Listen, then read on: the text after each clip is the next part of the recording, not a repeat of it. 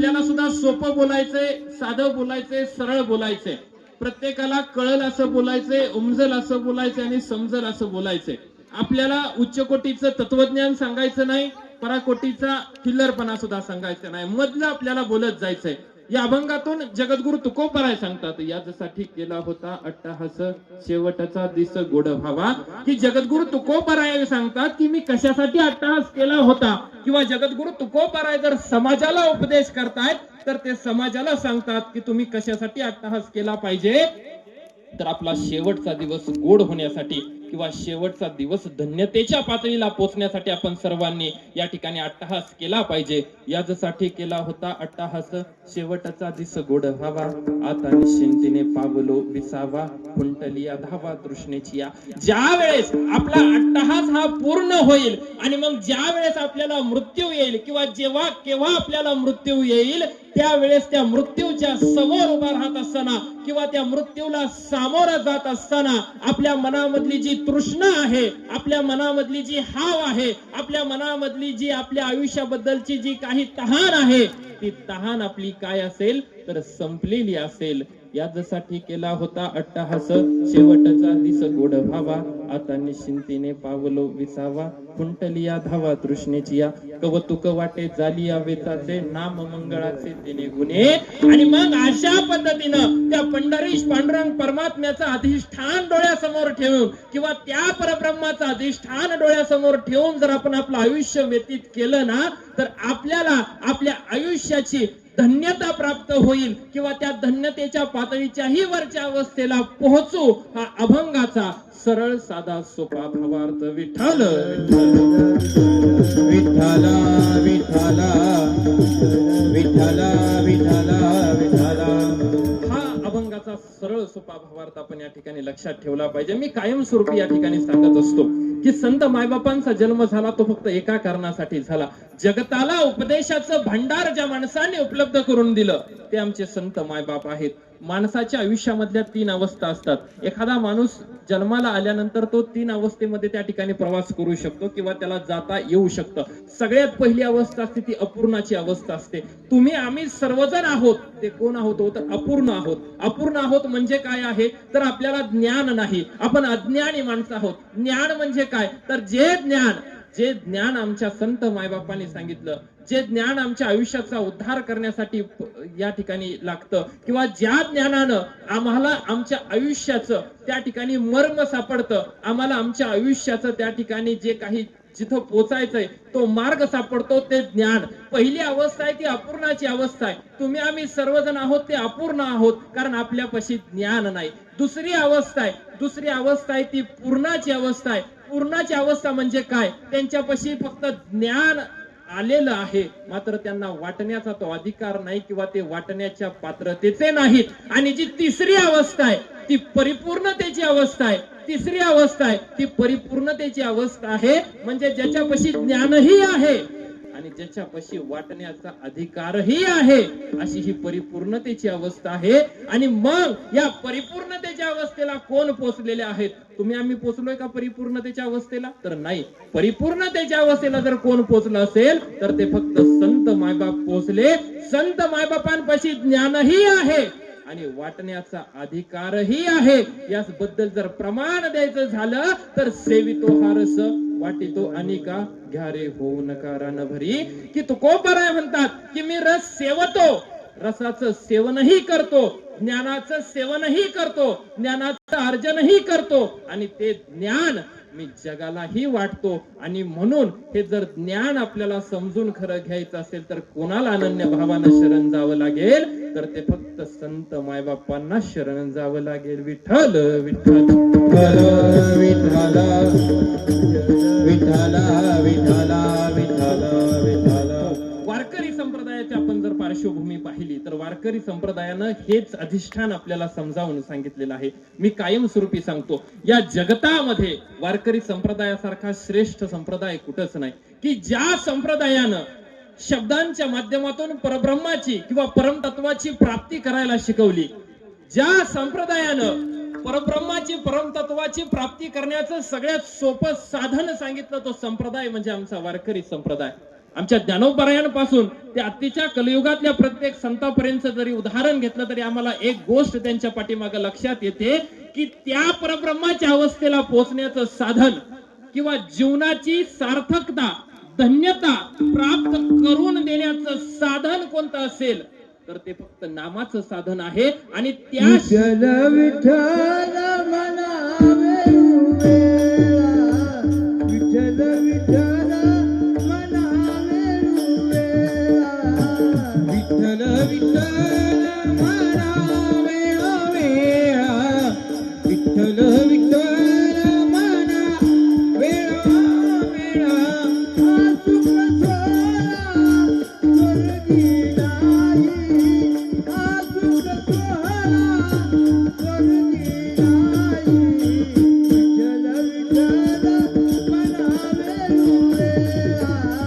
विठ्ठल विठ्ठल म्हणावे उभेला, हा सुख सोहळा स्वर्गी नाही, हा सुख सोहळा स्वर्गी नाही, विठ्ठल विठ्ठल म्हणा वेळोवेळा, विठ्ठल विठ्ठल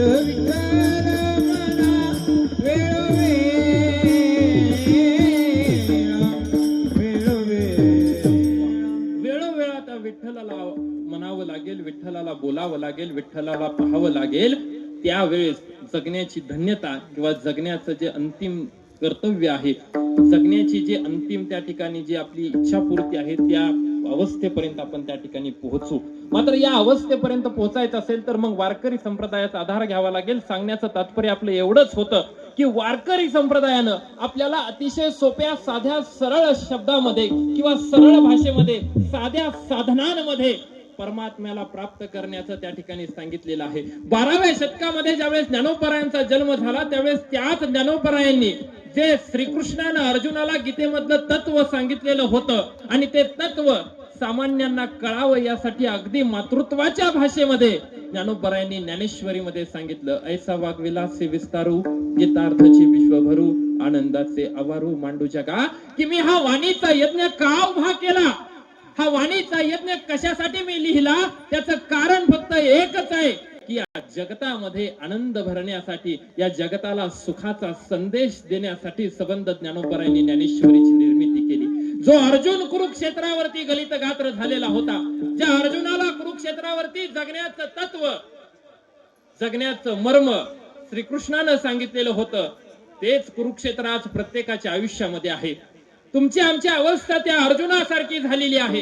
या जगण्याच्या या आयुष्याच्या कुरुक्षेत्रावरती आपल्याला आपण काय झालेलो आहोत तर आपण संभ्रमामध्ये सापडलेलो आहोत. आपल्याला आपला धर्म कळत नाहीये, आपल्याला आपला कर्म कळत नाहीये, आपल्याला आपलं खऱ्या अर्थानं आयुष्याचं मर्म कळत नाहीये. आणि मग अशा वेळेस वाट चुकलेल्या वाटसरू सारखा आपण इतरत्र या ठिकाणी भटकत राहतोय. आणि मग आपल्याला जर आपल्या आयुष्याची खरी वाट शोधायची असेल किंवा खऱ्या वाटेनं जायचं असेल तर ते ज्या पद्धतीनं श्रीकृष्ण त्या काळामध्ये अर्जुनाच्या पाठीमागे उभा राहिला ना, तशा पद्धतीनं आज संत मायबाप आपल्या पाठीशी काय आहेत तर त्या श्रीकृष्णाचं तत्व घेऊन उभा आहेत.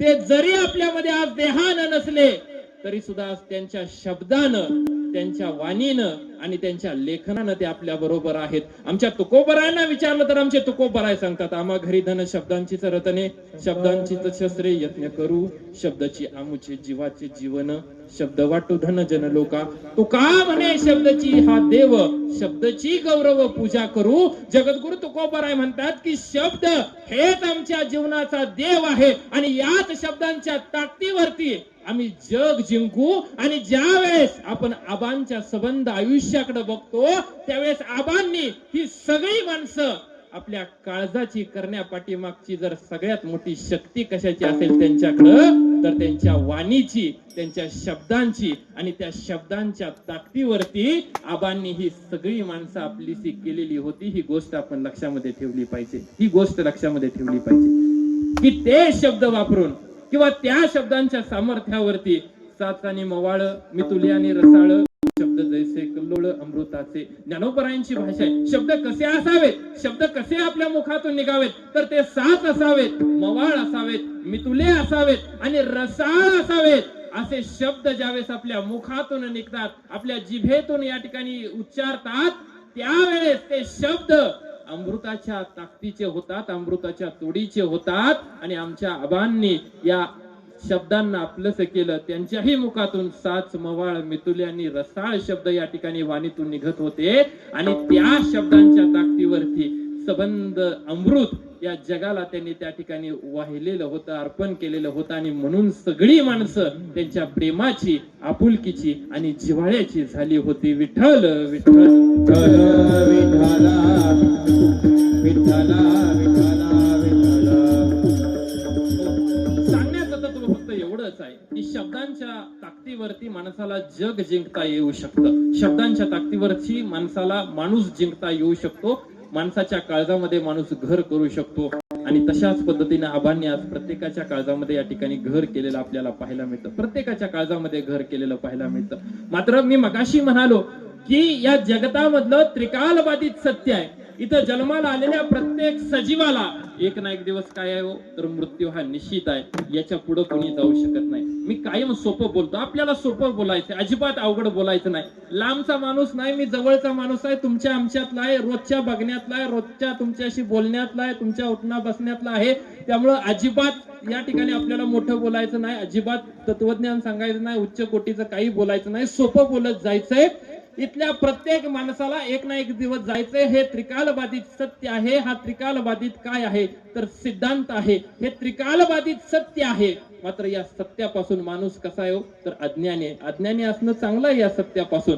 मात्र आपण आपल्या आयुष्यामध्ये जगत असताना, आपण आपल्या आयुष्य आपलं व्यतीत करत असताना, आपण जर त्या धन्यतेच्या पातळीला आपल्याला पोहोचायचं असेल किंवा ती धन्यता आपल्याला जर प्राप्त करून घ्यायची असेल तर प्रत्येक क्षण ना क्षण आपल्याला काय करावं लागेल तर तो सत्कार्यासाठी काय करावं लागेल तर त्या ठिकाणी वापरावा लागेल. बरोबर ना? मी सोपं या ठिकाणी सांगतो. मी बऱ्याच वेळ सुद्धा हे सांगत असतो. इथं माता भगिनी उपस्थित आहेत, माता भगिनी या ठिकाणी उपस्थित आहेत. मला सांगा, इथं आपण आता सर्वजण गॅस वापरता. गॅस वापरल्यानंतर गॅसची टाकी ज्यावेळेस आपण घरामध्ये आणता, त्यावेळेस ज्या दिवशी गॅसची टाकी आणली त्या दिवशीची काय करता आपण तर तारीख लिहून ठेवता. बरोबर ना? गॅसच्या टाकीवरती. मात्र इथं एकही अशी माता भगिनी आहे का की जी ज्या दिवशी गॅसची टाकी आणते त्याच दिवशी संपणारी सुद्धा तारीख लिहिते? असं आहे का कुणाकडे? आहे का कुणाकडे सामर्थ्य? नाही ना. अहो, ती गॅसची टाकी आहे, कधी संपेल, कधी तिचा त्या ठिकाणी आतला गॅस संपेल, कोणच सांगू शकत नाही. मग तशाच पद्धतीने या शरीराचा सुद्धा आपण विचार केला पाहिजे. अरे बाबा, या शरीराची जन्माला आलेल्याची तारीख आपल्याला माहिती आहे, मात्र आपण कधी जाणार आहे हे आपल्याला माहित आहे का? तर नाही. आणि हे माहित नाही तेच बरं आहे. देवानं जर आधी आपल्याला सांगून ठेवलं असतं बाबा तू या दिवशी जाणार आहे, तर माणसाला सुखानं जगता आलं असतं का? आनंदानं जगता आलं असतं का? समाधानानं जगता आलं असतं का? तर कधीच जगता आलं नसतं. माणूस या गोष्टीमध्ये अज्ञानी आहे. मी कायमस्वरूपी सांगतो, या जगतामधला कितीही श्रीमंत माणूस असू दे, कितीही सत्ताधीश माणूस असू दे, कितीही संपत्तीवान माणूस असू दे, मात्र त्या प्रत्येक माणसाला या ठिकाणी काय आहे तर मृत्यू हा निश्चित आहे. विज्ञान कितीही पुढे जाऊ द्या, मात्र प्रयोगशाळेमध्ये कधी रक्त तयार करता आलंय का? सोपं बोलायचं आपल्याला. आलंय का तयार करता? अजिबात तयार करता आलेलं नाहीये. प्रयोगशाळेमध्ये रक्त तयार करता येत नाही. आणि माणसाचा प्राण जातो म्हणजे नेमकं काय होतं हे अजून कुठल्याच विज्ञानाला सांगता आलं नाही. यावरून एक गोष्ट आपण लक्षामध्ये ठेवायची आहे की तुम्ही आस्तिक असा किंवा नास्तिक असा, या जगतामध्ये हे जगत चालवण्याचं सामर्थ्य हे माणसामध्ये नाहीये तर त्या ईश्वरामध्ये आहे. याची आपण जाण ठेवली पाहिजे, याची जाण ठेवली पाहिजे. कारण त्याच्या सत्तेशिवाय या जगतामध्ये काही चालू शकत नाही. चाले हे शरीर कोणाची असते, चाले शरीर कोणाची असते, चाले शरीर कोणाची असते, चाले शरीर कोणाची असते. कोण बोलावी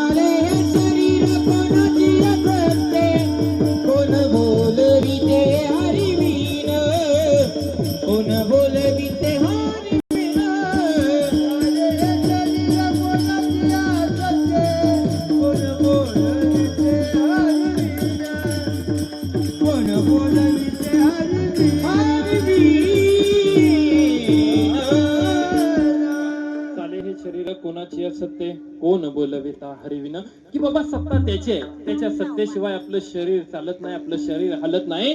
मी तर म्हणतो हे शरीर द्या सोडून, मात्र ही सृष्टी सुद्धा त्याच्या सत्तेशिवाय किंवा त्याच्या त्या सर्व अधिकाराशिवाय हलत नाही, बोलत नाही, आणि या सृष्टीचं चक्र सुद्धा काय होत नाही तर फिरत नाही. त्यामुळं परब्रह्म हा या ब्रह्मांडामध्ये ओतप्रोत भरून राहिलेला आहे. जी पंचमहाभूत आहेत ती पंचमहाभूत त्या परमेश्वराच्या अधीन आहेत, आणि या पंचमहाभूतांवरती त्या परमेश्वराची सत्ता आहे. या ब्रह्मांडावरती त्या परमेश्वराची सत्ता आहे. मात्र याची आपल्याला काय नाही हो, याची फक्त आपल्याला जाणीव नाही. या जाणीवेपासून माणसाचा काय चाललाय तर माणूस लांब चाललाय. माणसाला या जाणीवेचा विसर होत चाललेला आहे. आणि मग ज्या वेळेस तुमच्या आमच्या सारखा तो अर्जुन त्या कुरुक्षेत्रावरती परमेश्वराचं अस्तित्व शोधायला लागतो, परमेश्वराचं अस्तित्व तो त्या ठिकाणी शोधत असताना श्रीकृष्ण त्याला म्हणतो, अरे अर्जुना, तुला परमेश्वराचं अस्तित्व शोधायचं असेल तर इतरत्र शोधण्याचं कारणच नाहीये. तुला इतरत्र अस्तित्व शोधून उपयोग सुद्धा होणार नाही, ते अस्तित्व मिळणार नाही, भेटणार नाही. मग अर्जुन श्रीकृष्णाला प्रतिप्रश्न करतो, मग देवा तुझं अस्तित्व नेमकं आहे कुठं? आणि मग श्रीकृष्ण अर्जुनाला सांगतो, ईश्वर सर्वभूतानां हृद्देषु अर्जुन तिष्ठति भ्रामयन्तु सर्वभूतानि यंत्रारूढानि मायाया. अरे अर्जुना, या भूत मात्रामध्ये, या प्राणी मात्रामध्ये आणि प्रत्येक सजीवामध्ये माझं अस्तित्व आहे. मी त्यांच्यामध्ये ओतप्रोत भरून राहिलेलो विठ्ठल आहे. जळी जळी बरला, विठ्ठलाव नाही उरला, आजीव्या दृष्टीने पाहिला. विठ्ठल की विठ्ठल, विठ्ठल जळी जळी बरला, विठ्ठलाव नाही उरला.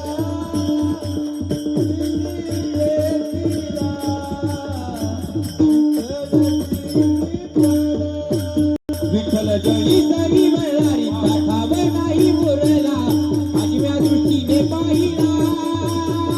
विठ्ठल की विठ्ठल, विठ्ठल जळी जळी बरला, ठाव नाही उरला, आजीने पाहिला. विठ्ठल की विठ्ठल. जळी सळी सगळीकडे विठ्ठल त्या ठिकाणी भरलेला आहे, तो प्रोत राहिलेला आहे. हे तत्व आपल्याला संतांनी सांगितलं. ज्ञानोबरायांनी ज्ञानेश्वरीमध्ये सांगितलं, तैसा हृदयामध्ये मी रामू, असता सर्व सुखाचा अरामू, परिभ्रांता कामू विषयावरी जा.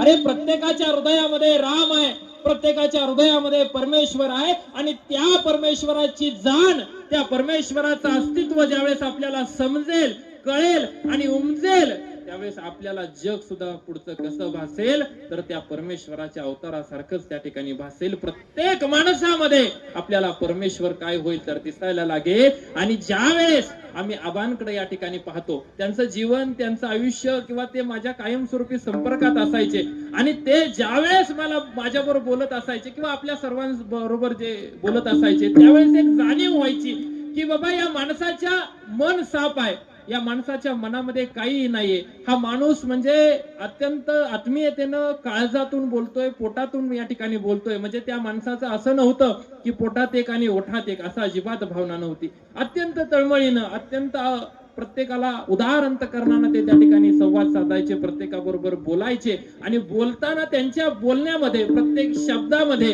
त्या माणसाबद्दल तळमळ आपल्याला त्या ठिकाणी दिसायची. त्यांच्यामध्ये कुठंही कटुता दिसायची नाही, कुठंही अहंकार दिसायचा नाही, कुठंही त्यांच्या मध्ये त्या ठिकाणी अहंकाराचा लवलेश आपल्याला दिसायचा नाही. अत्यंत प्रेमानं, अत्यंत आत्मीयतेनं, अत्यंत तळमळीनं ते प्रत्येक माणसाशी त्या ठिकाणी संवाद साधायचे. साक्षात पुढच्या माणसामधला देव त्यांना दिसायचा, अशा पद्धतीनं ते प्रत्येक माणसाशी त्या ठिकाणी संवाद साधायचे. मग तो माणूस कसा आहे, कुठला आहे, कोणता आहे, याचं कुठलेही ते विचार करायचे नाहीत, पण प्रत्येक माणसाशी अत्यंत आपुलकीनं, प्रेमानं आणि जिव्हाळ्यानं बोलायचे. आणि माणसं जोडण्याची कला त्यांच्याकडे होती. मला आठवतं, माझी आणि त्यांची एकदा भेट राहुरीच्या कृषी विद्यापीठाच्या गेटवरती झाली होती सर. कृषी विद्यापीठाच्या गेटवरती ते राहुरीला त्यांच्या कामानिमित्त त्या ठिकाणी आलेले होते, आणि राहुरीच्या कृषी विद्यापीठावरती माझी त्यांची भेट झाली होती. त्यावेळेस आम्ही त्या राहुरीच्या कृषी विद्यापीठाच्या गेटवरती त्या ठिकाणी चहा सुद्धा पिलेला होता, मला आठवतंय अजून. आणि त्यावेळेस आमचा काय अर्धा एक तासाची जी चर्चा झालेली होती, त्या चर्चेतून त्यांनी मला असं सांगितलेलं होतं की बाबा तू आता मी बीएससी ऍग्रीला होतो त्यावेळेस मी ऍग्रिकल्चरचं शिक्षण घेत होतो त्यावेळेस ते मला सांगत होते आणि त्यांना कृषी क्षेत्राशी प्रचंड नाळ होती अतिशय म्हणजे त्यांच्या समीपता होती कृषीशी की म्हणजे त्यांचं 11वी-12वीचं शिक्षण सुद्धा शेती शाळेतून झालेलं होतं मात्र कृषी क्षेत्रातलं फळबागेतलं असेल शेतीतलं असेल अत्यंत बारीक ज्ञान त्यांना त्या ठिकाणी होतं सूक्ष्म ज्ञान होतं आणि हे ज्ञान त्यांनी पुस्तकातून मिळवलेलं नव्हतं हे ज्ञान त्यांनी अनुभवातून मिळवलेलं होतं अनुभवातून मिळवलेलं होतं म्हणजे त्यांनी अनेक गावं त्या ठिकाणी पायाखाली घातलेली होती अनेक माणसांना ते भेटलेले होते अनेक माणसांशी संवाद साधलेला होता आणि जी माणसं विद्यापीठामध्ये शिकतात ना ती माणसं फक्त डोक्यानं मोठी होतात मात्र जी माणसं लोक विद्यापीठामध्ये मोठी होतात ना ती माणसं त्यांच्या कर्तृत्वानं किंवा त्यांच्या त्या सबंध विचारांना मोठी होत असतात आणि आदरणीय आबा हे कुठे शिकलेले होते हे कुठल्या विद्यापीठामध्ये शिकलेले नव्हते तर ते लोक विद्यापीठाचे विद्यार्थी होते लोकांमध्ये राहिलेला माणूस होता आणि लोकांमधून ते शिकलेले होते समाजानं त्यांना खऱ्या अर्थानं शिकवलेलं होतं आणि असा हा समाजशील माणूस किंवा समाजाप्रती प्रेम असणारा माणूस मला त्यावेळेस तिथं भेटलेले ते होते त्यांनी बऱ्याच गोष्टी मला तिथं सांगितलेल्या होत्या मात्र अशा पद्धतीनं प्रत्येक माणसाची प्रचंड जिव्हाळ्याचं नातं त्यांचं त्या ठिकाणी होतं सांगण्याचं तात्पर्य फक्त एवढंच आहे की आपण ही जाण ज्यावेळेस मनामध्ये ठेवतो की बाबा माझ्यामध्ये परमेश्वर आहे पुढच्यामध्ये सुद्धा परमेश्वराचा अंश आहे आणि ज्यावेळेस या परमेश्वराच्या अंशाची जाणीव आपल्यातल्यातली आणि समोरच्यातली होती त्यावेळेस त्याच्या मनाचं आणि आपल्या मनाचं जे तादात्म्य साधलं जातं ना ते तादात्म्य हे फक्त माणसाच्या विचारांपुरतं नसतं तर त्या विचारांच्याही पलीकडचं ते नातं त्या ठिकाणी जुळलं जातं आणि अशा पद्धतीची ही माणसं जोडण्याची कला आदरणीय आबांकडे होती विठ्ठल विठ्ठल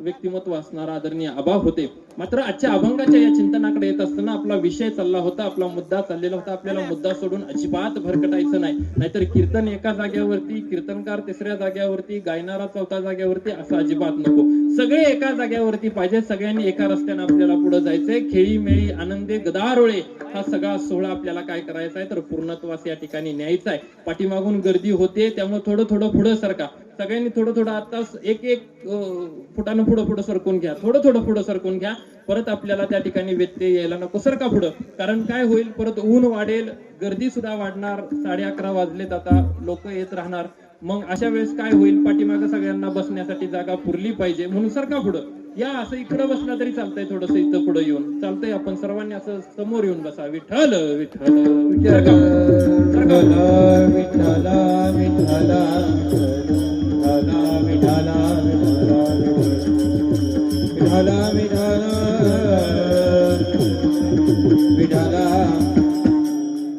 तर आपला विषय चालला होता या ईश्वराचं अस्तित्व या परब्रह्मामध्ये आहे या ब्रह्मांडामध्ये आहे आणि त्याच्या अस्तित्वानं हे ब्रह्मांड या ठिकाणी चालतंय आणि मग ज्यावेळेस आपण आजच्या अभंगाच्या चिंतनाकडे येतो त्यावेळेस जगद्गुरु तुकोबारा या अभंगातून सांगतात की याच्यासाठी केला होता अट्टहास शेवटचा दिस गोड व्हावा की आपल्याला पहिला मुद्दा कळाला की प्रत्येक माणसाचा शेवटचा क्षण हा एक ना एक दिवस असणार आहे मात्र जर तो शेवटचा क्षण आपल्याला या ठिकाणी गोड करायचा असेल किंवा तो शेवटचा क्षण जर आपल्याला त्या ठिकाणी सार्थकी लावायचा असेल तर आपल्याला काय करावं लागेल आपल्याला त्यासाठी प्रत्येक क्षणाचा काय करावा लागेल तर विचार करावा लागेल प्रत्येक क्षण हा आपला सत्कार्यासाठी सत्कर्मासाठी आणि सत्मार्गासाठी काय करावं लागेल तर त्या ठिकाणी वापरावा लागेल आणि असा ज्यावेळेस आपण प्रत्येक क्षणाचा वापर करू त्यावेळेस आपल्या आयुष्याची आपल्याला काय वाटेल तर आपल्या आयुष्याची आपल्याला धन्यता वाटेल आणि ही धन्यता फक्त एकाला वाटून चालणार नाही का हो तर नाही धन्यता ही प्रत्येकाला वाटली पाहिजे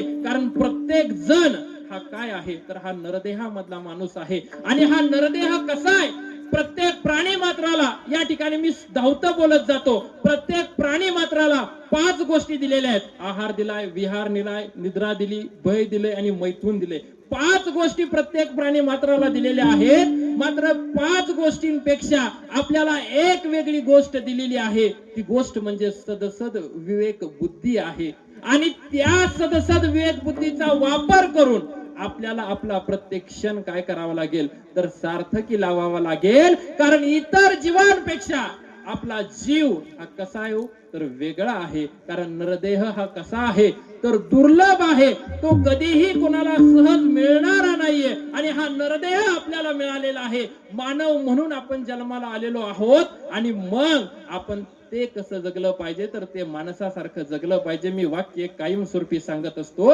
माणूस पाखरासारखा उंच आकाशामध्ये त्या ठिकाणी विहार करायला शिकला विमानाच्या माध्यमातून. ऐका, माणूस पाखरासारखा उंच आकाशामध्ये विहार करायला शिकला त्या विमानामधून. माणूस पाण्यामध्ये माशासारखा पोहायला शिकला त्या बोटींच्या माध्यमातून. मात्र माणूस अजून या जमिनीवरती या भूमीवरती अजून माणसासारखा वागायला आणि राहायला शिकला नाही. हे दुर्दैव या माणसाचं, हे दुर्दैव या माणसाचं. आणि म्हणून आपण तर इतर प्राण्यांसारखं नाही. आपली तर बुद्धी विकसित आहे. अरे आपल्याला बुद्धीचं सामर्थ्य दिलेलं आहे. एखाद्या आईचं लेकरू जर याच बाराच्या उन्हामध्ये जर ओट्यावरती खेळत असेल तर त्याच आईला त्याच ठिकाणी मातृत्वाचा पाझर फुटतो. आणि तीच आई म्हणते, अरे बाळा तुझे पाय पोळत असतील, तुझ्या पायाला उन्हाचे चटके बसत असतील, तू बाळा घरामध्ये ये. हे मातृत्व त्या आईच्या अंतःकरणामध्ये दाटतं. याचा अर्थ काय तर ती वेदना त्या लेकराला होत असते आणि तीच वेदना त्याच्या आईला सुद्धा होत असते. मात्र तसं आपल्या घरामधल्या गाईचं असतं का हो? असतं का गाईचं? आपल्या घरामध्ये प्राणी असतात, त्यांना त्यांच्या लेकराचं काय वाटतं का? तसं नाही ना. अहो त्यांची बुद्धी तेवढी विकसित नाहीये. या मानव देहाची किंवा या नरदेहाची ती बुद्धी विकसित असल्यामुळं आपल्या बुद्धीच्या ताकदीवरती आणि आपल्या बुद्धीच्या सामर्थ्यावरती आपल्याला प्रत्येक क्षण कसा करता येऊ शकतो तर आपल्या आयुष्याचा प्रत्येक क्षण आपल्याला सार्थकी लावता येऊ शकतो. विठ्ठल विठ्ठल विठाला विठाला विठाला विठाला विठाला विठाला विठाला. आणि मग हा प्रत्येक क्षण आपल्याला गोड करता आला पाहिजे. प्रत्येक क्षण आपल्याला गोड करता आला पाहिजे. मात्र हा कसा गोड करता येईल तर यासाठी आपल्या वागण्याला, आपल्या बोलण्याला, आपल्या चालण्याला कशाचं अधिष्ठान पाहिजे तर भक्तीचं अधिष्ठान पाहिजे. या भक्तीच्या अधिष्ठानावरती आपलं वागणं, आपलं बोलणं, आपलं चालणं आपल्याला प्रत्येक वेळेस काय करता येईल तर गोड करता येईल. हे भक्तीचं अधिष्ठान म्हणजे नेमकं काय? अरे तुकोबराय तुमच्या आमच्या सारखेच होते, साधक अवस्थेमध्ये होते. आणि साधक अवस्थेमध्ये असताना त्याच भंडाऱ्याच्या डोंगरावरती जगद्गुरु तुकोबरायांनी भक्तीचं अधिष्ठान केलं. साधक असणाऱ्या तुकोबरायांनी नामाचं साधन वापरलं आणि तेच नामाचं साधन वापरून त्या भगवान परमात्म्याची आणि आपल्या आयुष्याचं त्यांना मर्म सापडलं. आयुष्याचा नकाशा त्यांच्या समोर उभा राहिला. आयुष्य जगण्याचं कारण त्यांच्या समोर राहिलं. म्हणजे काय झालं? त्या भंडाऱ्याच्या डोंगरावरती ज्ञान साधना केल्यानंतर जगद्गुरु तुकोबरायांच्या मनामध्ये सत्याचा प्रकाश पडला आणि त्याच्या सामर्थ्यावरती त्या नामचिंतनाच्या माध्यमातून आणि स्वतःच्या वाणीतून आणि लेखणीतून समाजाच्या उद्धाराचं साधन जगद्गुरु तुकोबरायांनी प्राप्त केलं. म्हणजे साधक असणारे जगद्गुरु तुकोबराय साधन कशाचं वापरतात हो तर नामचिंतनाचं वापरतात. नाम घेऊ नाम गाऊ, नाम घेऊ नाम गाऊ, नाम गाऊ नाम गाऊ, नाम गाऊ, नाम गाऊ, नाम घेऊ, नाम गाऊ, नाम घेऊ, नाम गाऊ, नाम घेऊ, नाम गाऊ, नाम घेऊ. ओ नाम विठोबाला वाहू, नाम विठोबाला वाहू. आम्ही दैवाचे दैवाचे, आम्ही दैवाचे दैवाचे. नाम विठोबाची वाहू, नाम विठोबाची वाहू. आम्ही दैवाचे दैवाचे, आम्ही दैवाचे दैवाचे. हे साधन जगद्गुरु तुकोबरायांनी त्या ठिकाणी वापरलं आणि त्या साधनाच्या माध्यमातून त्यांनी साध्य प्राप्त केलं. मग आपण आपल्या आयुष्यामध्ये जगत असताना ते आपल्याला साधन वापरता आलं पाहिजे. मग भक्ती करायची म्हणजे नेमकं काय करायचं? पुन्हा त्या कुरुक्षेत्रावरती चला, पुन्हा त्या महाभारतामध्ये चला. ज्यावेळेस तुमच्या आमच्या अर्जुनाला सुद्धा असणाऱ्या अर्जुनाला सुद्धा या ठिकाणी प्रश्न पडतो, अरे देवा तुझी भक्ती करायची किंवा तुला शरण यायचं म्हणजे नेमकं काय करायचं? तुझ्या समोर नतमस्तक व्हायचं का? तुला आलिंगन द्यायचं का? तुझी उपास तपास तुझी सेवा करायची का? यावेळेस अर्जुनाला श्रीकृष्ण म्हणतो, नाही अर्जुना, नाही, या कोणत्या गोष्टी तुला करायची गरज नाही, फक्त एक गोष्ट मला फक्त दे. त्यावेळेस तो श्रीकृष्ण त्या अर्जुनाला सांगतो, संतुष्ट सतत योगी यतात्मा दृढ निश्चय मच्चार्पितो मनोबुद्धियो स्मद भक्त समे प्रिय. अरे अर्जुना, तुला जर मला द्यायचंच काय असेल ना, तुला जर अर्पणच काय करायचं असेल ना, तर तुझी फक्त मन आणि बुद्धी मला फक्त काय कर तर अर्पण कर. एवढी तुझी मन आणि बुद्धी जर मला अर्पण केली ना, तर मी तुझ्यामध्ये आहे याची जाणीव तुला होईल. आणि परमेश्वराला मन आणि बुद्धी अर्पण करायची, यासाठी कशाचं अधिष्ठान पाहिजे हो? तर यासाठी भक्तीचं अधिष्ठान पाहिजे. आणि हे भक्ती करण्याचं ज्यावेळेस तळमळ अंतःकरणामध्ये जागृत होईल, त्या परमेश्वरावरती प्रेम करण्याची भावना ज्यावेळेस अंतःकरणामध्ये जागृत होईल ना, त्यावेळेस मग अंतःकरणामध्ये भाव जागृत होईल. अरे तारणारा सुद्धा तूच आहेस, उचलून घेणारा सुद्धा तूच आहेस, खाली ठेवणारा सुद्धा तूच आहेस, आणि माझ्या जीवनाचं सर्वस्व तूच आहेस. मी फक्त ते कर्म करणारा फक्त हा देहरूपी शरीराचा भाव आहे. ही भावना कधी उत्पन्न होते अंतःकरणामध्ये? ज्यावेळेस परमेश्वराला ती मन आणि बुद्धी ज्यावेळेस अर्पण होईल ना, त्यावेळेस ती अर्पण करण्याची भावना मनामध्ये त्या ठिकाणी जागृत होते. विठ्ठल विठ्ठल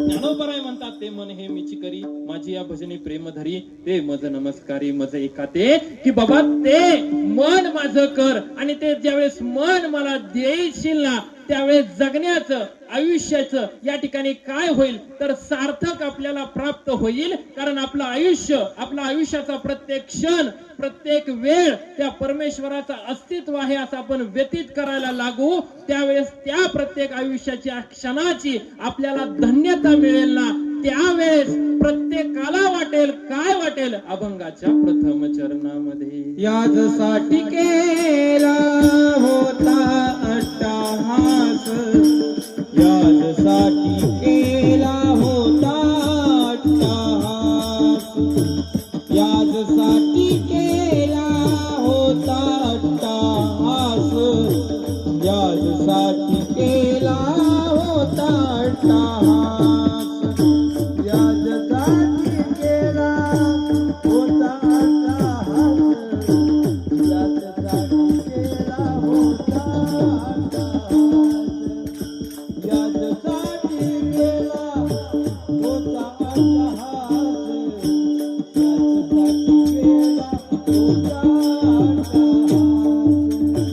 याजसाठी केला होता अट्टहास, याजसाठी केला होता अट्टहास, याजसाठी केला होता अट्टहास, याजसाठी केला होता अट्टहास, याजसाठी केला होता अट्टहास,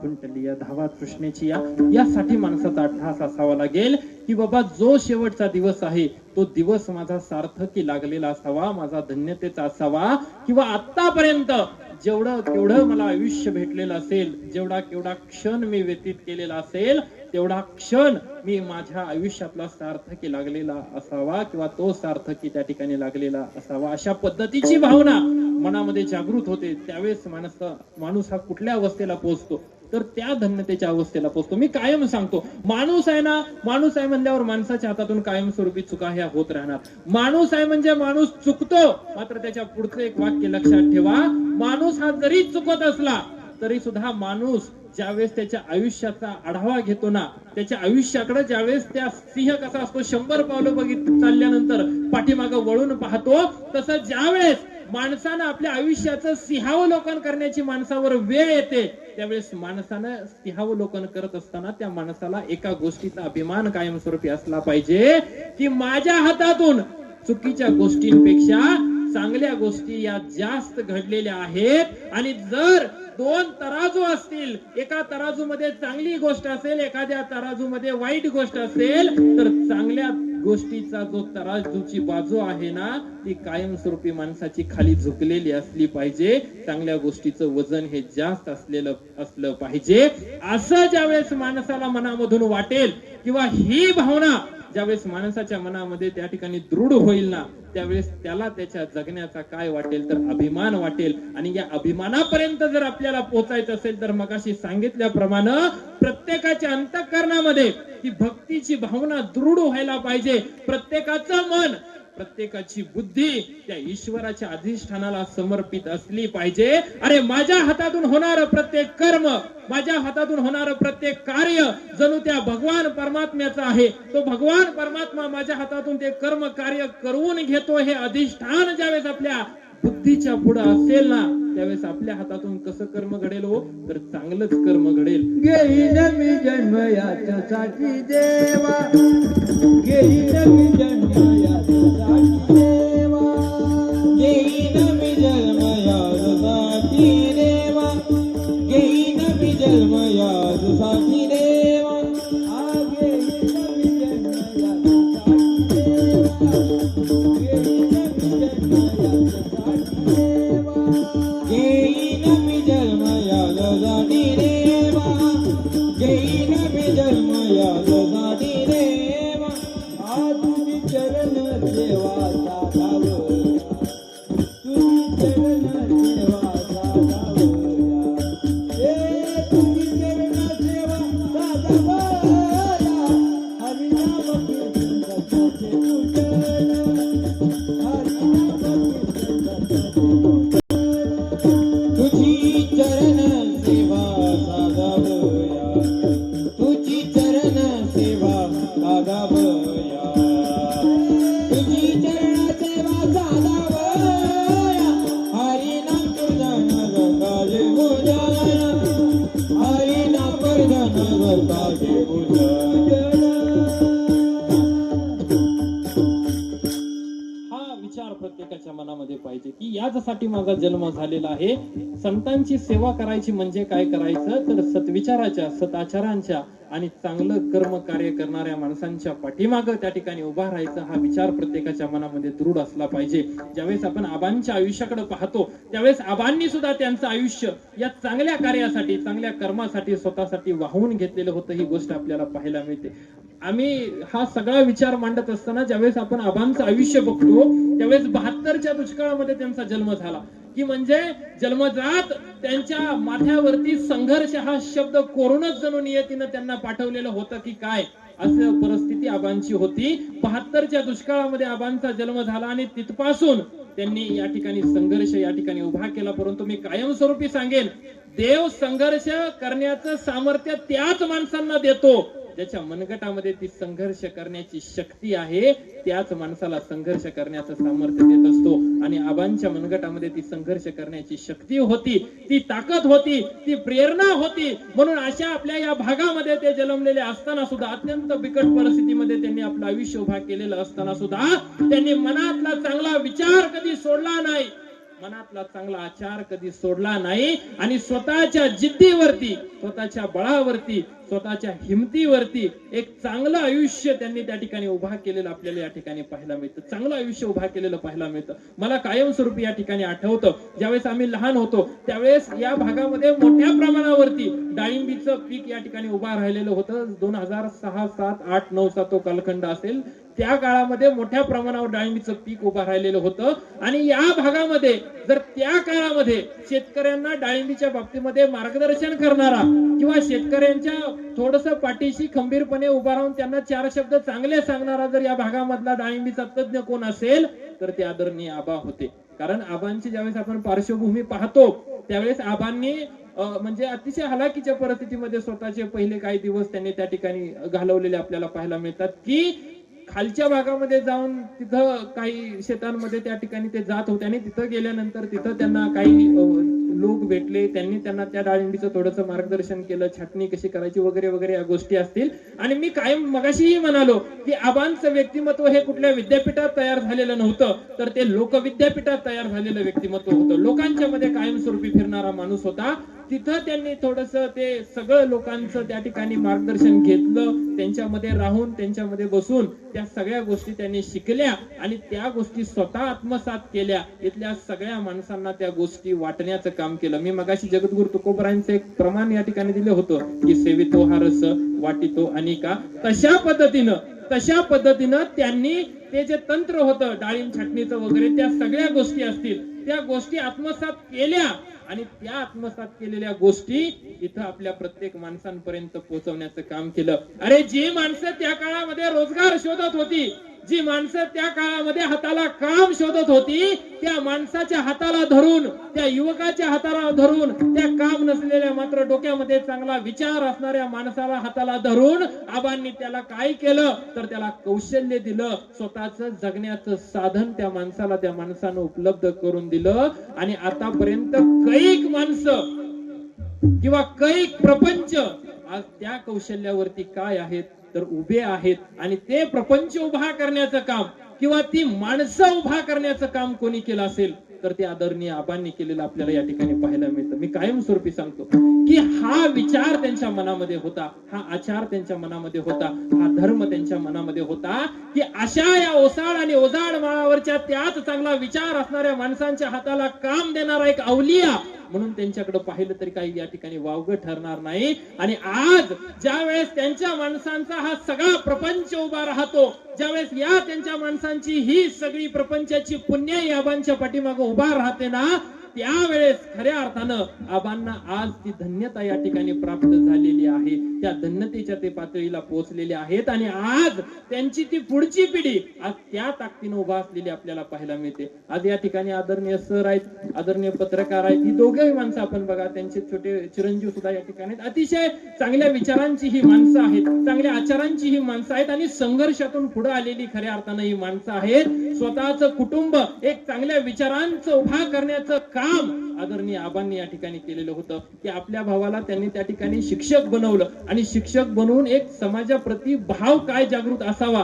या पद्धतीचं सुद्धा थोडंसं मार्गदर्शन आदरणीय आबांनी केलं. आणि ज्यावेळेस आपण आदरणीय सरांकडे पाहतो त्यावेळेस सर आज जे सामाजिक उपक्रमामध्ये कायमस्वरूपी सहभागी असतात, समाजासाठी तळमळीनं काम करण्याची उर्मी त्यांच्या काळजामध्ये असते. ही प्रेरणा नेमकी कुठून आली किंवा या प्रेरणेचा स्रोत नेमका कुठं आहे तर तो आबांच्या विचारांमध्ये हा प्रेरणेचा स्रोत आहे. आज आमचा आकाशदादा पत्रकारितेच्या क्षेत्रामध्ये उतरतोय, हिरारीनं काम करतोय, संबंध तालुक्यामध्ये पायाला भोवरा लावून प्रत्येक गावामध्ये फिरतोय. अरे जिथं जिथं अन्याय होतोय, जिथं जिथं कुठं त्या ठिकाणी अन्याय होतोय त्या ठिकाणी त्याच अन्यायाला वाचा फोडण्याचं काम, तोच अन्यायाला मार्ग दाखवण्याचं काम आपल्या पत्रकारितेच्या माध्यमातून आकाशदादा या ठिकाणी करतोय. समाजाचं नाविन्य दाखवतोय, समाजाची प्रगती दाखवतोय, समाजाचं वैभव दाखवतोय, या सगळ्या गोष्टी दाखवतोय. या सगळ्याची प्रेरणा कुठं आहे तर या सगळ्याची प्रेरणा ही आदरणीय आबांच्या विचारांमध्ये आहे. की या कुटुंबाची ती विचारांची जी मेक आहे ना ती मेक घट्ट आहे आणि या विचारांचे उद्गाते कोण असतील तर ते आदरणीय आबा आहेत. आणि म्हणून ज्यावेळेस या आबांच्या संबंध आपण आयुष्याकडे पाहतो त्यावेळेस कुठंतरी त्यांना आज जे कुठं जिथं ते असतील म्हणजे या ब्रह्मांडामध्ये, या सृष्टीमध्ये, या परमतत्वामध्ये जिथं कुठं आबा असतील आणि जिथून हा सगळा सोहळा पाहत असतील किंवा त्यांच्या पिढीचं कर्तृत्व ते ज्यावेळेस पाहत असतील ना, त्यावेळेस आबांच्या मनामध्ये या ठिकाणी ते धन्यतेचे शब्द असतील की बाबा याचसाठी केला होता अट्टहास, एवढ्यासाठी मी माझं आयुष्य उभा केलं होतं, एवढ्यासाठी मी माझा संघर्ष केलेला होता आणि ही पावती खऱ्या अर्थानं आज आबांना त्यांच्या या संबंध कार्यक्रमाच्या माध्यमातून काय होतीये तर ती मिळतीये. विठ्ठल विठ्ठल विठ्ठल विठ्ठल विठ्ठल विठ्ठल. ती तृष्णा, ती तहान आबांची काय झालेली असेल तर आता त्या ठिकाणी त्यांना ते समाधान त्या ठिकाणी वाटलेलं असेल. आणि आज प्रत्येकानं प्रत्येकाचं आयुष्य जगत असताना आपल्या आयुष्याचं सुद्धा आपल्याला कुठंतरी त्या ठिकाणी मर्म गाठता आलं पाहिजे. आपल्या आयुष्याची आपली तहान कुठंतरी त्या ठिकाणी काय असली पाहिजे तर पूर्णत्वास गेली पाहिजे. आणि ती तहान जर पूर्णत्वास जायची असेल किंवा ती जर तहान आपल्याला पूर्ण करायची असेल तर आपल्याला या सगळ्या गोष्टी साध्य कराव्या लागतील. अनन्य भावानं त्या परमेश्वराची भक्ती करावी लागेल आणि त्याच भक्तीच्या माध्यमातून ते ज्ञान आपल्याला मिळेल. आणि ते ज्ञान मिळवायचं असेल तर अनन्य भावानं संतांना शरण जावं लागेल. ते ज्ञान पैगा बरवे जरी मनी अति अनावे तरी संता या भजावे सर्वस्वेही. जेथ ज्ञानाचा कुरुठा तेथ सेवा हा दारवंटा. तू स्वाधीन करी सुभटा ओळगोनी तनु मनु जीवे चरणाशी लागावे. अगर्वता करावे दास्य सकळ तनानं मनानं जीवानं. त्या परमेश्वराचं दास्यत्व आपल्याला पत्करावं लागेल. आणि अगर्वता त्या संतांच्या विचारांना आपल्याला काय करावं लागेल तर शरण यावं लागेल. आणि असं गर्व न ठेवता ज्यावेळेस त्या संतांच्या विचारांना आपण शरण येऊ ना त्यावेळेस खऱ्या अर्थानं आपल्या आयुष्याचं मर्म आपल्याला समजेल आणि उमजेल. आणि हे मर्म समजून घ्यायचं असेल तर एक सोपं साधन आपल्याला करावं लागेल. आता नटाळी मुखानं नाम विठोबा रखुमाई विठोबा रखुमाई विठोबा रखुमाई विठोबा रखुमाई विठोबा रखुमाई विठोबा रखुमाई जय जय विठोबा रखुमाई विठोबा रखुमाई विठोबा रखुमाई विठोबा रखुमाई विठोबा रखुमाई विठोबा रखुमाई विठोबा रखुमाई विठोबा रखुमाई. कुंडली वरदा विठ्ठल श्री ज्ञानदेव.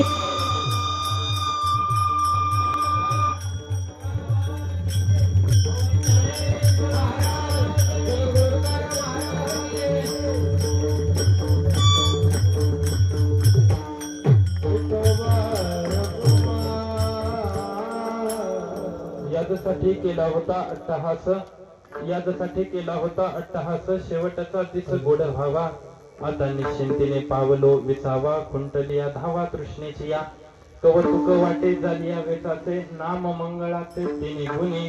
आता निश्चिंतीने पावलो विसावा. खुंटलिया धावा तृष्णेची या. की कौतुक वाटे झाली या वेचाचे. नाम मंगळाचे तिन्ही गुणी. कौतुक का वाटतंय झाली या वेचाचं तर त्या परमेश्वराचं अखंड नाम शेवटच्या क्षणापर्यंत कसं होतं तर त्या ठिकाणी मुखामध्ये होतं किंवा त्या नामसाधनेचा उच्चार या ठिकाणी मुखामध्ये होता. बॉक्सला आवाज नाही काय. त्या नामसाधनेचा उच्चार आबांच्या त्या ठिकाणी मुखामध्ये असलेला आपल्याला त्या ठिकाणी पाहायला मिळतो. की कौतुक वाटे झाली या वेचाचे. नाम मंगळाचे तिन्ही गुणे म्हणजे नेमकं काय तर आयुष्याचं हे सगळं कौतुक या ठिकाणी वाटतंय. आयुष्याचं हे सगळं सार्थक या ठिकाणी वाटतंय. मात्र हे सगळं सार्थक वाटत असताना किंवा हे सगळं कौतुक या ठिकाणी वाटत असताना त्या परमेश्वराचं त्या परब्रह्माचं तत्व त्यांच्या काळजामध्ये कायमस्वरूपी जागृत या ठिकाणी होतं ते आपल्याला पाहायला मिळतं. मला काल आकाश दादा या ठिकाणी सांगत होता की ज्यावेळेस आबांसाठी आबांच्या करिता या कुटुंबानं असंख्य प्रयत्न केले, प्रयत्नांची पराकाष्ठा केली, मात्र नियतीच्या पुढं त्या परमतत्वाच्या पुढं कोणी जाऊ शकत नाही. विठ्ठल विठ्ठल विठ्ठला त्या नियतीच्या पुढे, त्या परमतत्वाच्या पुढे कोणी जाऊ शकत नाही, ही एक गोष्ट या ठिकाणी खरी आहे. मात्र मी या ठिकाणी कायम एक सांगतो ते म्हणजे ती गोष्ट तुम्हाला सांगतो की कशा पद्धतीनं माणसाचा या ठिकाणी अंत व्हावा किंवा कशा पद्धतीनं माणसाचा त्या ठिकाणी मृत्यू असावा. आबांचा ज्यावेळेस आपण हा संबंध प्रवास पाहतो त्यावेळेस मला या ठिकाणी सांगावं असं वाटतं की ज्यावेळेस शेवटची घटिका होती त्या घटिकेच्या वेळेस या ठिकाणी अनेक लोक या ठिकाणी साक्षीदार आहेत आणि मला आकाश दादाने सुद्धा या ठिकाणी सांगितलं की आबांचा ज्यावेळेस मृत्यूचा समय जवळ आला त्यावेळेस रंगपंचमीचाच हा दिवस होता आणि या रंगपंचमीच्या दिवशीच आदरणीय या ठिकाणी आमचे या उपस्थित आहेत आपले येळेवाडी गावचे माजी सरपंच आदरणीय बापूरावजी बेरकर साहेब या ठिकाणी उपस्थित आहे आणि त्यांनी बाळूमामाचा भंडारा आबांच्या मस्तकी त्या ठिकाणी त्या दिवशी लावलेला होता. बाळूमामाचा भंडारा त्यांनी आबांच्या मस्तकी लावलेला होता आणि तो भंडारा लावल्यानंतर अगदी काही वेळामध्ये आबांना त्या ठिकाणी दवाखान्यामध्ये नेण्यात आलं आणि दवाखान्यामध्ये गेल्यानंतर आबांचा जो त्या ठिकाणी शेवटचा क्षण आहे, शेवटचा जो मृत्यूचा क्षण आहे ना, तो अतिशय शांतपणे झाला. म्हणजे जीवनाची कोणतीही इच्छा, कोणतीही तृष्णा किंवा कोणतंही त्या ठिकाणी पाठीमागं काही सुद्धा त्यांचं उरलं नाही आणि अशा पद्धतीनं जीवन सार्थकी लागलेल्याचा एक जाणीव, जीवन धन्यतेच्या पातळीला पोहोचलेलीची एक जाणीव त्यांच्या चेहऱ्यावरती त्या ठिकाणी दिसत होती.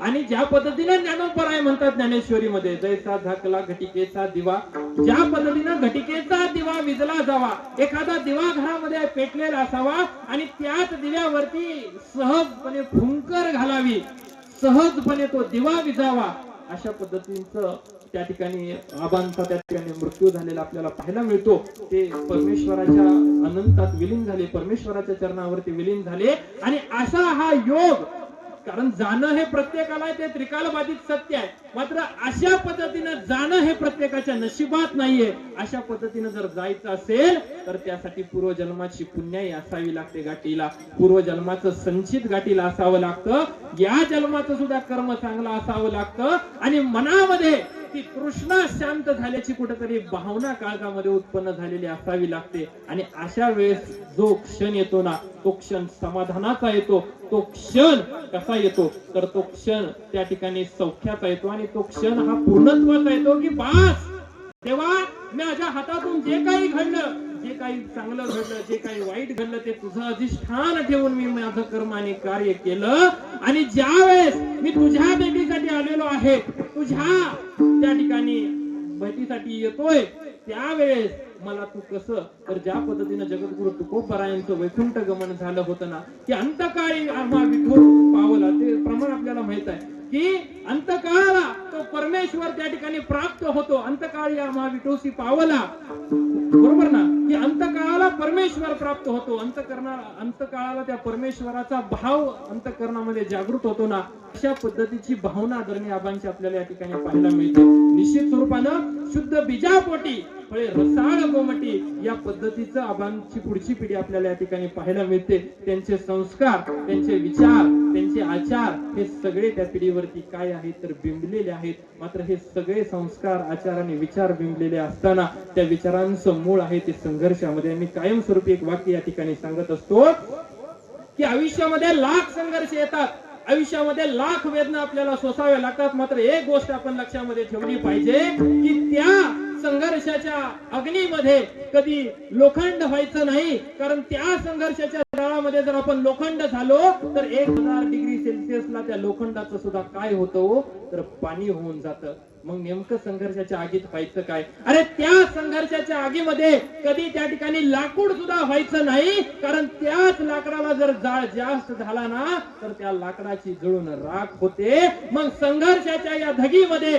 संघर्षाच्या या आगीमध्ये जर व्हायचं काय असेल तर त्या कुंभाराचं मडकं व्हायचं. जेवढी आग लागेल ना तेवढं अधिक मडकं ते टणक होत जातं, अधिक भक्कम होत जातं. आणि आदरणीय आबांकडे ज्यावेळेस आपण पाहतो ना त्यावेळेस या संघर्षाच्या आगीमध्ये तावून सुलाखून निघालेलं ते व्यक्तिमत्व होतं आणि तोच विचारांचा, तोच संघर्षाचा वसा आणि वारसा आबांनी त्यांच्या पुढच्या पिढीला आपल्याला दिलेला पाहायला मिळतो. विठ्ठल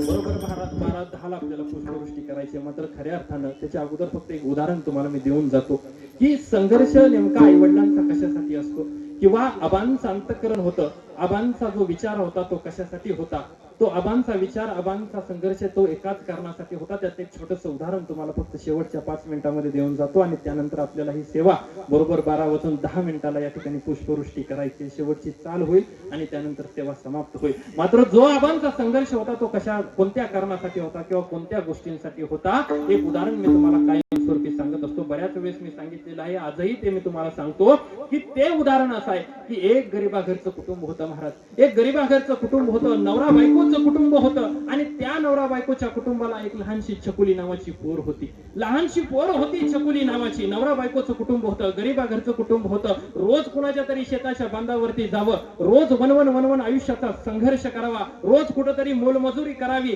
हातामध्ये 2 रुपये मिळावेत, अशा पद्धतीचा संघर्ष त्या नवरा बायकोच्या कुटुंबाचा चाललेला होता. मात्र त्याच नवरा बायकोच्या कुटुंबानं तळहाताच्या फोडावर जपलेली एक पोर होती. त्या पोरीचं नाव छकुली होतं आणि त्या पोरीचा सगळा लाड ते नवरा बायको काय करत होते तर पुरवत होते. छकुलीला जे हवं नको ते सगळं पाहत होते. आणि एके दिवशी काय होतं, त्याच वस्तीवरती एका मोठ्या श्रीमंताच्या पोराचा वाढदिवस असतो. त्या वस्तीवरती एका मोठ्या श्रीमंताच्या पोराचा वाढदिवस असतो.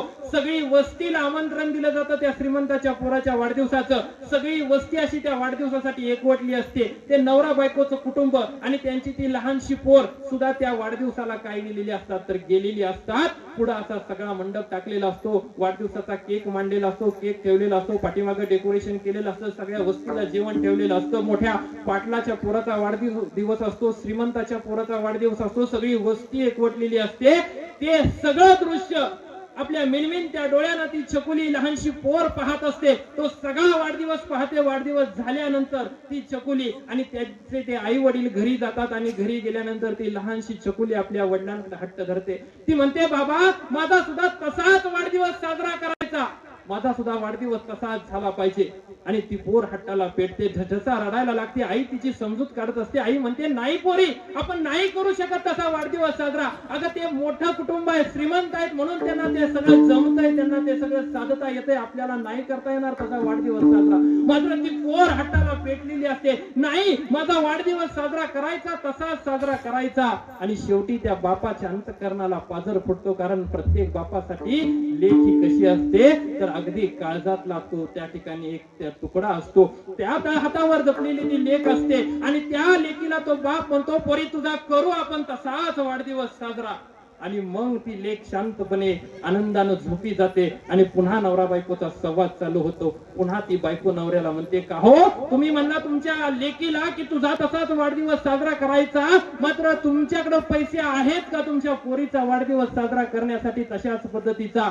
आणि यावेळेस तो बाप आपल्या त्या पत्नीला म्हणतो, तो नवरा आपल्या बायकोला म्हणतो की रोज आपण दुसऱ्याच्या शेतामध्ये कामाला जातो, वनवन त्या ठिकाणी काम करतो, रोज त्या ठिकाणी रोजगार करतो. त्या रोजगारातून आलेला एक रुपया आपण गाठीला साठवूया आणि आपल्या लेकीच्या वाढदिवसासाठी तो पैसा साठवून आपण पुढच्या वर्षी आपल्या पोरीचा वाढदिवस त्या ठिकाणी साजरा करूया. आणि मग त्यांचा पुन्हा रोज एक दिवसाचा संघर्ष चालू होतो. रोज दुसऱ्याच्या शेतामध्ये जावं, रोज दुसऱ्याच्या शेतामध्ये घाम गाळावा, रोज दुसऱ्याच्या शेतामध्ये कष्ट करावा आणि कष्ट करून एक रुपया गाठीला साठवावा, असा एक दिवस त्यांचा संघर्ष असतो. आणि शेवटी तो वाढदिवसाचा दिवस येतो.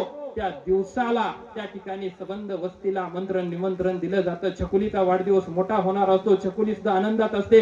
बाजारातून एक नवीन फ्रॉक छकुलीला आणलेला असतो. सगळ्या वस्तीला आमंत्रण दिलं जातं. सगळी वस्ती अशी पुढे बसते. सगळ्या वस्तीला आमंत्रण देऊन सगळी वस्ती त्या ठिकाणी आलेली असते. छकुलीचा वाढदिवस मोठ्या दिमाखामध्ये मोठ्या जल्लोषामध्ये त्या ठिकाणी साजरा होतो. आणि छकुली आनंदानं त्या रात्री झोपी जाते. आणि पुन्हा नवरा बायकोचा संवाद चालू होतो. ती पुन्हा बायको आपल्या नवऱ्याला म्हणते की आपण एक रुपया गाठीला साठवून आपल्या छकुलीचा फार मोठा वाढदिवस चांगला साजरा केला. पुढच्या वर्षी सुद्धा आपल्या लेकीचा आपण असाच वाढदिवस साजरा करायचा. मात्र माझ्या डोक्यामध्ये एक युक्ती आहे म्हणाली. नवरा म्हणाला, काय युक्ती आहे? ती म्हणाली, पुढच्या वर्षी आपण फ्रॉकला पैसे घालवायचे नाहीयेत.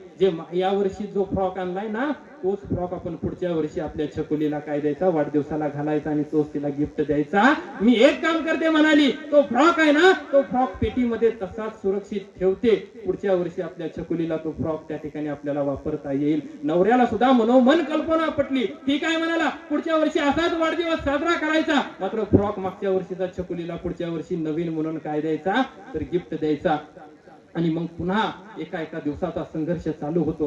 पुन्हा नवरा बायकोचा संघर्ष. रोज कोणाच्या शेतावरती जावं, एक एक रुपया गाठीला साठवावा आपल्या लेकीच्या आपल्या पोरीच्या वाढदिवसासाठी. पुन्हा एक दिवसाचा संघर्ष चालू होतो. एक दिवस जाते, रात्र जातात आणि मग पुन्हा दुसऱ्या वर्षीचा वाढदिवस ज्यावेळेस छकुलीचा येतो त्यावेळेस पुन्हा सबंध वस्तीला आमंत्रण निमंत्रण त्या ठिकाणी दिलं जातं. पुन्हा सगळी दुसऱ्या वर्षाच्या वाढदिवसाला वस्ती त्या ठिकाणी एकवटली जाते. समोर अशी माणसं बसलेली असतात. वाढदिवसासाठी केक आणलेला असतो, टेबल ठेवलेला असतो, पाठीमागं डेकोरेशन केलेलं असतं, जेवण सगळ्यांना ठेवलेलं असतं. आणि आता बराच वेळ झालं सगळेजण छकुलीचा आणि छकुलीच्या आईचा त्या ठिकाणी वाट बघत असतात की अजून छकुली आणि छकुलीची आई घरातून का बाहेर येत नाही. सगळेजण असे ताटकळत बसलेले असतात. आणि मग तो पोरीचा बाप घरामध्ये जातो की बराच वेळ झालं छकुली आणि छकुलीची आई त्या घरातून बाहेर का आलेली नाहीये बघायला. ज्यावेळेस तो बाप घरामध्ये जातो त्यावेळेस तीच आई आपल्या लेकीला त्या कुशीमध्ये घेऊन धडधडा रडत असते.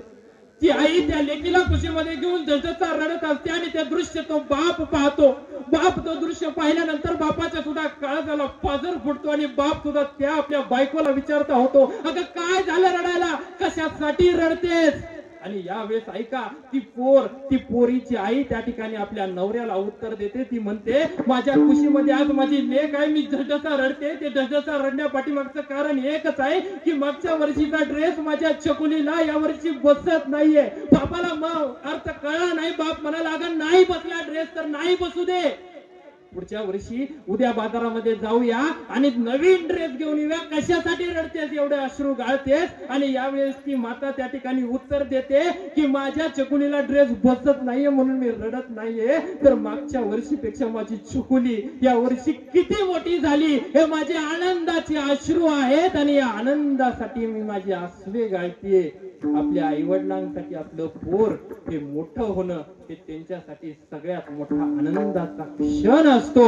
आणि ज्या वेळेस आपण आबांकडे पाहतो ना त्यावेळेस ही आबांची पुढची पिढी ज्यावेळेस आपल्या स्वतःच्या कर्तृत्वावरती मोठं होतीये, त्यांच्या विचारांवरती मोठं होतीये ना, तो क्षण जो आबांचा आहे ना तो सगळ्यात मोठा अभिमानाचा क्षण आहे. आणि तो जर क्षण कोणता असेल ना तर तो आत्ताचा क्षण आहे असं म्हणलं तरी काय होणार नाही, तर वावगं ठरणार नाही. आणि म्हणून आबा हे खऱ्या अर्थानं त्या धन्यतेला पोहोचलेत आणि त्या मुक्तीच्या अवस्थेला पोहोचलेत. अभंगाचं तुका म्हणे मोक्ती परनिनी नवरी, तुका म्हणे मोक्ती परनिनी नवरी, तुका म्हणे मोक्ती परनिनी नवरी, तुका म्हणे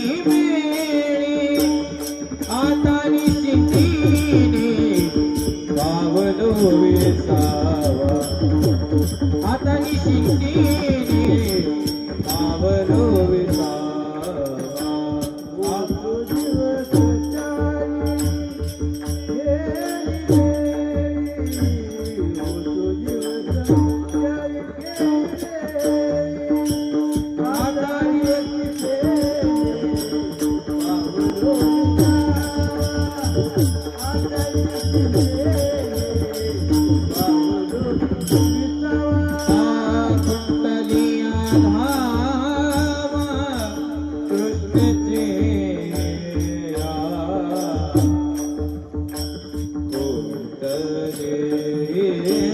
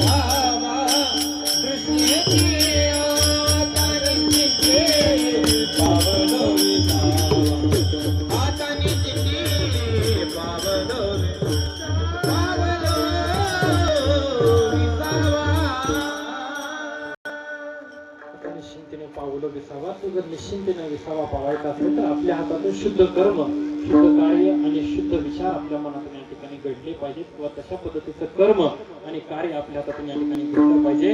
कारण परिकर्म करी सकळ, परिकर्म बंधन हा कळे, ऐसे न जळी जळी पद्मपत्र, हे ज्ञानोपरायणचं वचन आपल्याला माहित आहे. कर्म करत असताना त्या कर्माची कोणतीही आसक्ती आपण बाळगली नाही पाहिजे आणि वाईट कर्म जिथं होत आहे त्या वाईट कर्मापासून आपण काय असलं पाहिजे तर दूर असलं पाहिजे. ज्या पद्धतीनं कमळाचं ते पान असतं ते चिखलामधून काढल्यानंतर त्याच्यावरती चिखल राहत नाही, तशा पद्धतीनं माणसाचं आयुष्य असलं पाहिजे. कुठल्याही कर्माची आसक्ती या ठिकाणी मनामध्ये न ठेवता नैष्कर्म आपल्याला त्या ठिकाणी साध्य करता आलं पाहिजे.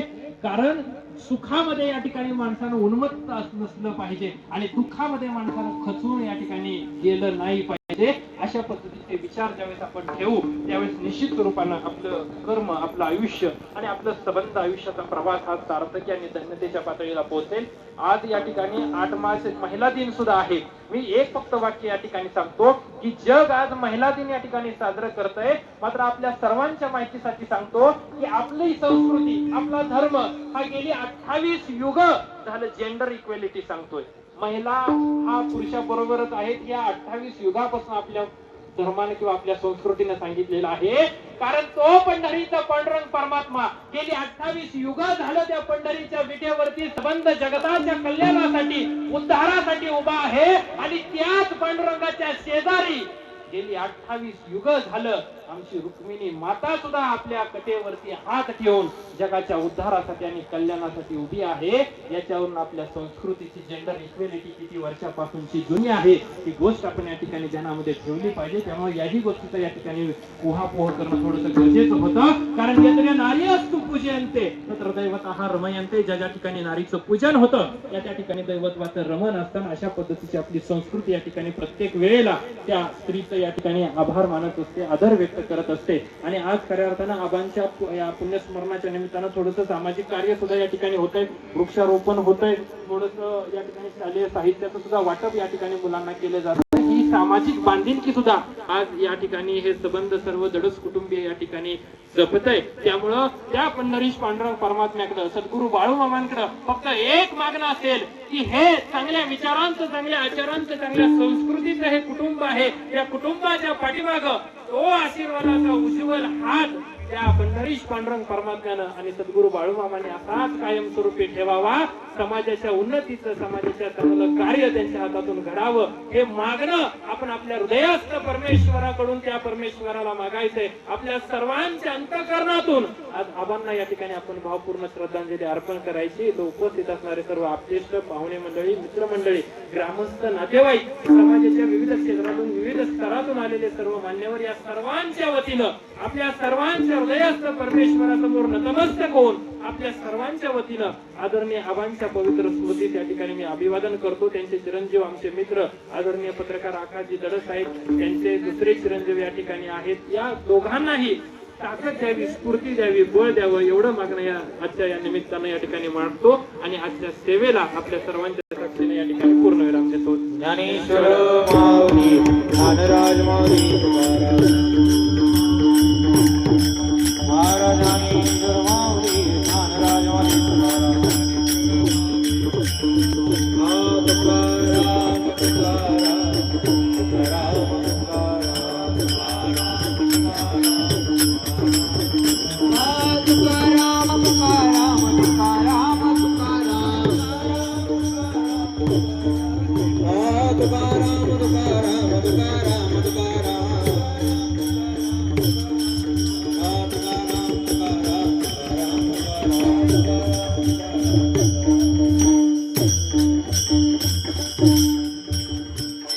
कार्यक्रमाच्या निमित्ताने या ठिकाणी आमचं राजोली वैष्णव मंडळ कायमस्वरूपी या ठिकाणी उपलब्ध असतं. हे सर्व आमचे वैष्णव या ठिकाणी आज उपस्थित राहिले. गडस कुटुंबियांच्या विनंतीला मान देऊन याबद्दल त्यांचं या ठिकाणी मनपूर्वक या ठिकाणी व्यक्त करतो. हरिभक्ती पारायण आमचे मार्गदर्शक आदरणीय तुकाराम दादा या ठिकाणी आहेत. दादांचं या ठिकाणी आभार व्यक्त करतो. आमचे गायनाचार्य आणि कायमस्वरूपी आमच्या समवेत असणारे आमचे गुरुबंधू आदरणीय सिद्धेश्वर महाराज या ठिकाणी आहेत. त्यांचं या ठिकाणी मनपूर्वक ऋण व्यक्त करतो. सुंदर पद्धतीने वादन करणारे आदरणीय शशिकांत महाराज मोरे बालवडीकर यांचं या ठिकाणी आभार व्यक्त करतो आणि आपल्या सर्व वैष्णवांचं या ठिकाणी आजच्या कार्यक्रमाच्या निमित्तानं आभार व्यक्त करतो. जय जय जय विठ्ठल, जय जय विठ्ठल. आम्ही जातो तुम्ही कृपा तुझ्यावी, सकळाची विनंती माझी. वाणवीण झाला उभा पांडुरंग, वैकुंठात रंग गुलाबी अंतकाळी विठ्ठल मासे पावला. कोणी सहित झाला भक्त तुमचा, वाणवीण झाला उभा पांडुरंग, वैकुंठात रंग गुलाबी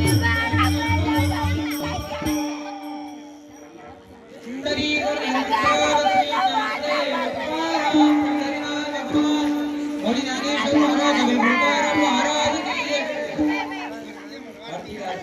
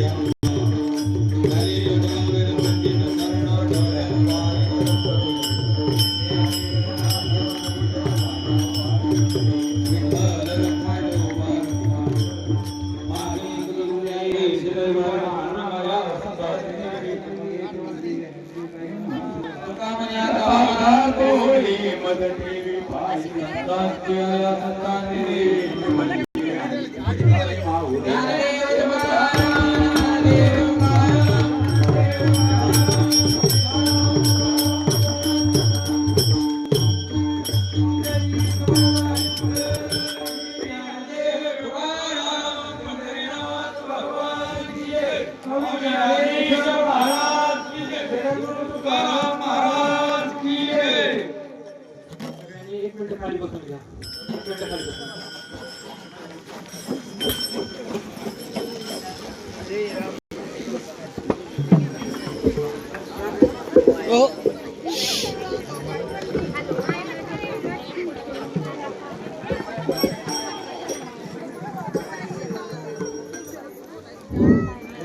शांत राहा सर्वांनी. आज या ठिकाणी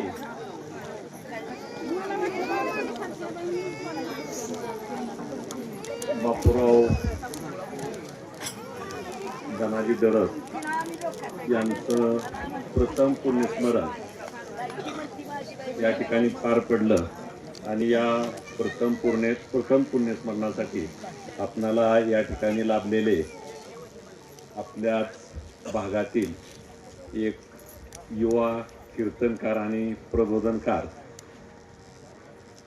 हरिभक्त पारायण प्रतीक महाराज भोसले, त्याचप्रमाणे या ठिकाणी उपस्थित असणारे त्यांना साथ देणारे राजवडीचं भजनी मंडळ असतील, हरिभक्त पारायण तुकाराम महाराज असतील, या ठिकाणी उपस्थित असणारे उत्तम बुवा महाराज असतील, नानासाहेब गोकुंदे महाराज असतील, त्याचप्रमाणे या ठिकाणी मृदंग वादक, त्याचप्रमाणे या ठिकाणी उपस्थित असणारे सर्व पत्रकार, त्याच्यात कुंभार साहेब आहेत, सचिन शिंगाडे असतील, दादाराजे भोसले असतील आणि सर्वच या ठिकाणी उपस्थित असणारे पत्रकार, आपण या ठिकाणी उपस्थित राहणारी जी मंडळी आहेत त्यात प्रामुख्यानं या ठिकाणी उपस्थित असणारे रयत शिक्षण संस्थेचे संचालक हनुमान भोसले सर असतील, या ठिकाणी उपस्थित असणारे सांगवीवरून उपस्थित राहिलेले सांगवी विकास सेवा सोसायटीचे चेअरमन बाबासाहेब वाघमोडे असतील, या ठिकाणी उपस्थित असणारे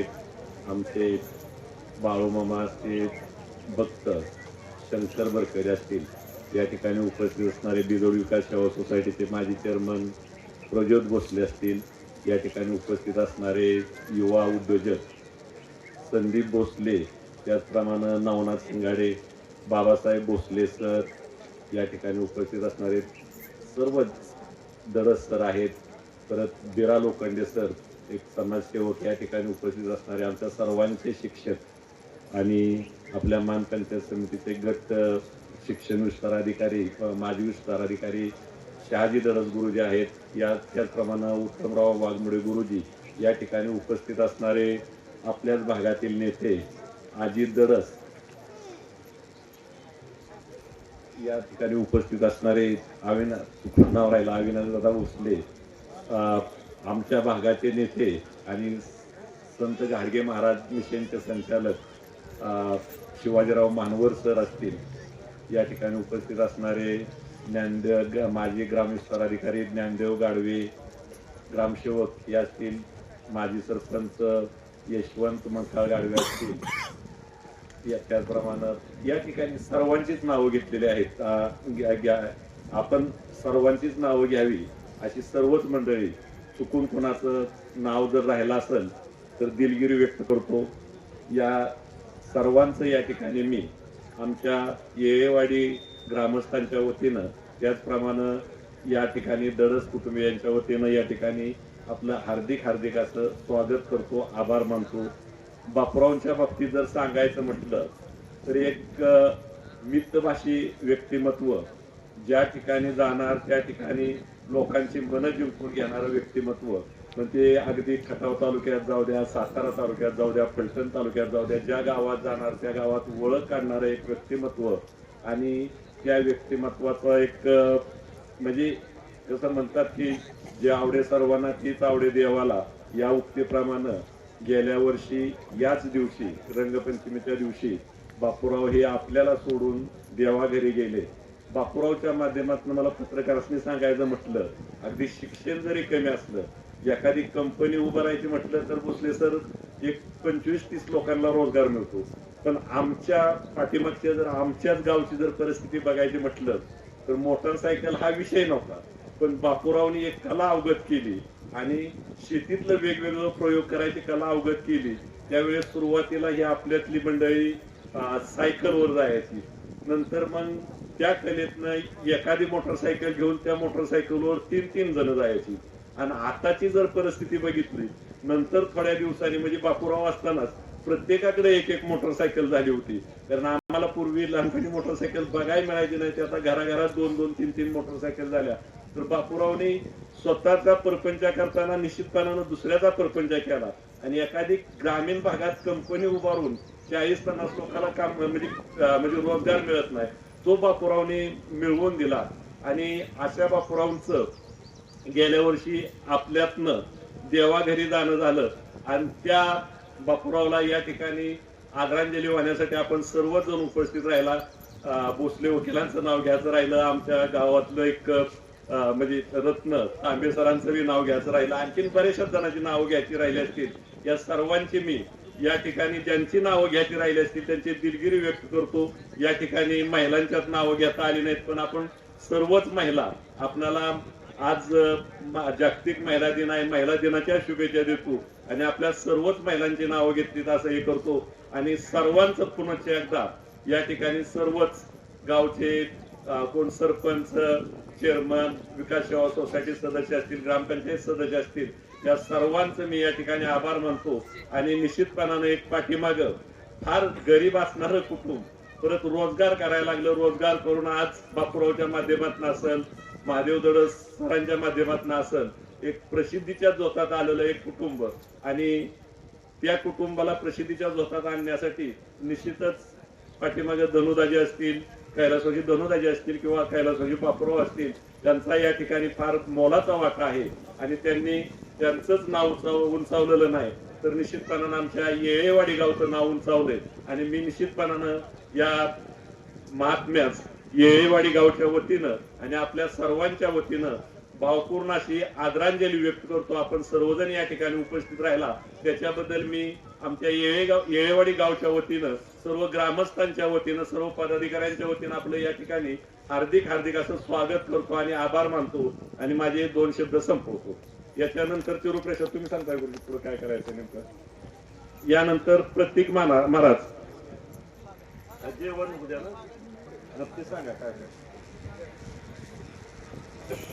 धन्यवाद. यानंतर सर्वांनी या ठिकाणी जेवण करून जायचं आहे.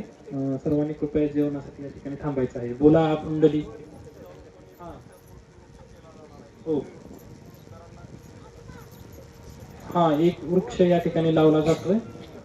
आणि महिला दिनाच्या निमित्तानं महिलांना सुद्धा या ठिकाणी एक सन्मान चिन्ह आणि या ठिकाणी आपण प्रशस्ती पत्रकही या ठिकाणी देत आहोत. पण तो कार्यक्रम हा जेवणानंतर असेल. अगोदर जेवण या ठिकाणी करायचं आणि त्यानंतर सर्वांनी इथे थांबायचे. त्याचबरोबर या ठिकाणी चॅनलचं काय नाव? लोकसेवा टाइम्स यावर या युट्यूब चॅनलवरती हे सर्व कीर्तन आणि हा सर्व कार्यक्रम आपल्याला त्या ठिकाणी उद्या परवा कधी त्या ठिकाणी पाहता येणार आहेत. आणि चालू लाईव्ह प्रक्षेपण सुद्धा आहे. तर कृपया लोकसेवा टाइम या चॅनलला सुद्धा आपण सबस्क्राईब करावं आणि त्यावर आपला मोबाईलवर पाहावा. धन्यवाद. बोला पुंडली वरधारी विठ्ठल श्री ज्ञानदेव तुकाराम पंढरीनाथ भगवान की जय. जे सर्टिफिकेट वगैरे वाटप आहे ते लाईव्ह मध्ये येणार आहे. त्यामुळे ज्यांना सर्टिफिकेट द्यायचं आहे त्या सर्वांनी कृपया इथंच उपस्थित राहायचे. हा, जेवण करून घ्या सगळ्यांनी अगोदर.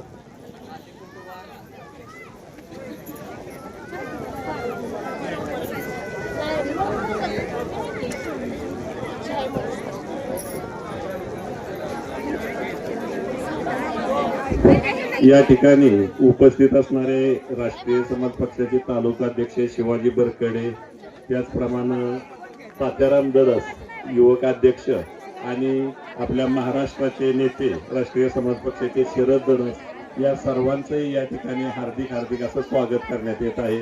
त्याचप्रमाणे या ठिकाणी उपस्थित असणारे संत गाडगे महाराज मिशनचे मुख्याध्यापक लक्ष्मण मानवर सर यांचंही या ठिकाणी स्वागत करण्यात येत आहे. त्याचप्रमाणे या ठिकाणी उपस्थित असणारे मिस्टर पंचायत समिती सदस्य